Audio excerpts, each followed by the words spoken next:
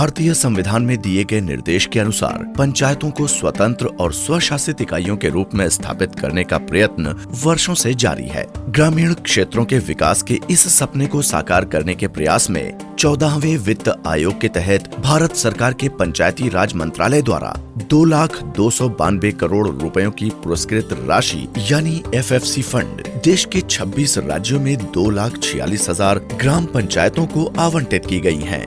ग्राम panchayat development plan के तहत ग्राम पंचायतों को स्वतंत्र एवं स्वावलंबी बनाने का प्रयत्न किया जा रहा है।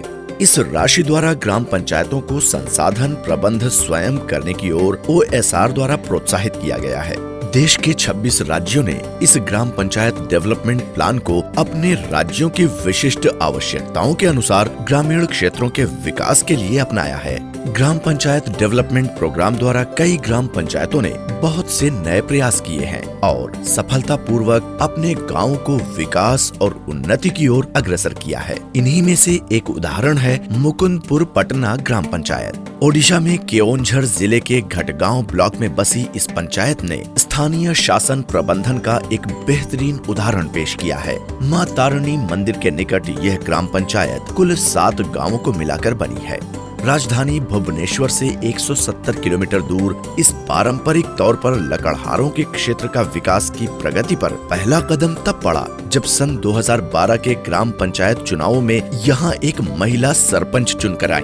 उनके नेतृत्व में प्रतिनिधि इस निर्णय पर पहुँचे कि पंचायत को अपनी आय बढ़ाने और OSR की तरफ कदम बढ़ाने के लिए कुछ विकास कार्य करने होंगे। 5 सदस्यों की एक समिति बनाई गई, जिसमें स्वयं सरपंच, एक पत्रकार, एक रिटायर्ड स्कूल शिक्षक, एक वरिष्ठ नागरिक और एक सामाजिक कार्यकर्ता शामिल थे। ग्राम पंचायत के सफल प्रयासों द्वारा यहाँ के गांवों ने सफलतापूर्वक अपनी आय को बढ़ाया है और ग्राम विकास के कई तरीके नियोजित किए हैं। इस गांव का मानचित्र अब विकास की छवि दर्शाता है। इसमें मां तारिणी मंदिर के लिए बनवाए गए एक नई पार्किंग और विक्रय केंद्र शामिल हैं। मां तारिणी मंदिर में आने वाले तीर्थकों के ठहरने के लिए होटल पंथिका का सारा प्रबंधन और रख रखाव पंचायत द्वारा किया जाता है। इसके साथ जुड़े रेस्टोरेंट को भी किराए पर दिया गया है।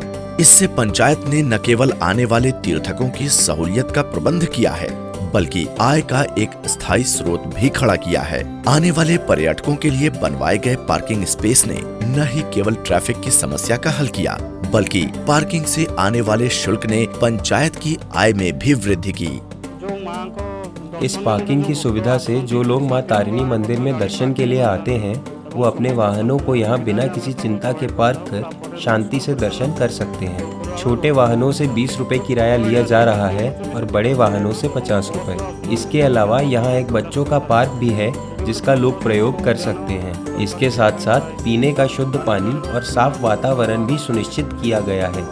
मंदिर में प्रसाद के रूप में चढ़ाए गए नारियलों का सदुपयोग करते हुए पंचायत ने नारियल की मिठाई और नारियल तेल के लिए महिलाओं के एक स्वयं सहायता संगठन को नियुक्त किया है, जिससे न केवल रोजगार का सृजन हुआ बल्कि इन्हें बेचने से आने वाली रकम से आय भी उत्पन्न हुई।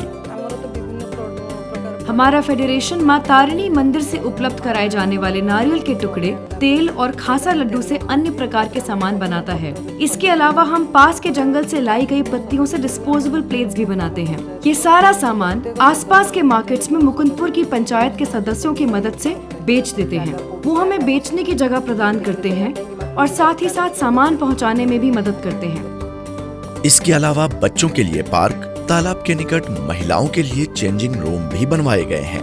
60 दुकानों का एक नया विक्रय केंद्र बनाने के अलावा पुराने बाजार कॉम्प्लेक्स में भी नई दुकानें बनवाई गईं। इन दुकानों को किराए पर देने से पंचायत ने अपनी आय का तो प्रबंध किया ही, स्थानीय लोगों को रोजगार का अवसर भी प्रदान किया। जनता की सुविधा के लिए पंचायत ने बस स्टैंड का वृद्धिकरण करवाया है और सार्वजनिक टॉयलेट्स भी बनवाए हैं। गुंडीचा घाई में स्थित झरने के टोल गेट को भी पंचायत ने स्थानीय एजेंट को लीज पर दिया है। बच्चों के स्कूल जाने के लिए मो शिक्षा एवं गांव वासियों के स्वास्थ्य के लिए मो भरोसा जैसी योजनाएं चलाई गई हैं। मो शिक्षा के तहत बच्चों को स्कूल बैग, छाता और वाटर बॉटल मुफ्त दिए जाते हैं, जिससे बच्चे अब हंसते खेलते स्कूल जाते हैं। ग्राम पंचायत ने गांव के छात्रों और निवासियों के लिए लाइब्रेरी की स्थापना की है। गांव के आर्थिक रूप से कमजोर लोग अब अपने स्वास्थ्य का ख्याल आसानी से रख सकते हैं, क्योंकि मो भरोसा के तहत उन्हें 2000 रुपए की राशि स्वस्थ चेकअप के लिए प्रदान की जाती है।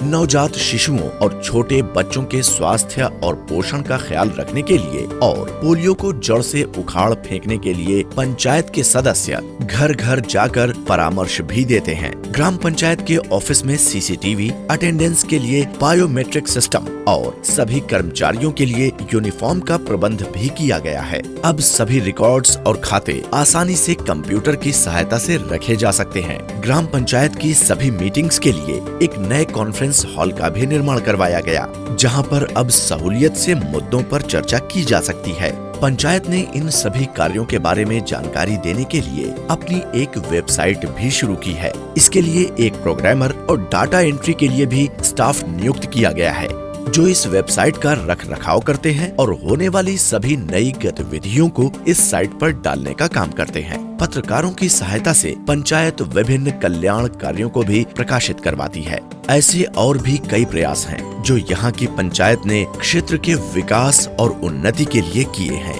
ये सभी प्रयास तभी संभव हो पाए हैं जब ग्राम पंचायत और ग्राम वासियों ने इसमें बराबर की भागीदारी उठाते हुए यहाँ के विकास को अपनी प्राथमिकता बनाकर एक साथ काम किया।